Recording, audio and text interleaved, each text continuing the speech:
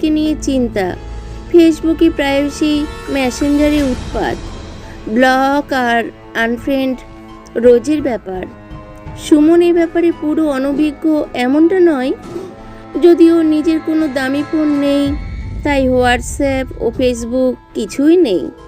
কিন্তু ছাত্রছাত্রীদের, বন্ধু বান্ধবদের মোবাইল থেকে মাঝে মাঝে বইয়ের প্রোফাইলের উপর নজরদারি করে, তবে লাভ হয়নি বিশেষ। কয়েকবার বলতে গিয়ে বেমক্কা ঝামেলা হয়েছে। এদিকে লিলি এখন নিজের ব্যাপারে নিজেই সামলাতে শিখে নিয়েছে। এখন কিঞ্চিত হেসে কথা বলে, সব ওর সাথে কথা বলে, ভাবে শিকারী পুরুষেরা, ভাবে সহজে রাস্তা বোধ হয়। এদিকে সুমন আর কোনো কিছু বলতে সাহস করে না ওকে। তা ওর ভোলে ভালা বোরকে নিয়ে সে দিব্যি আছে, কিন্তু বিপদ ঘনিয়ে এলো।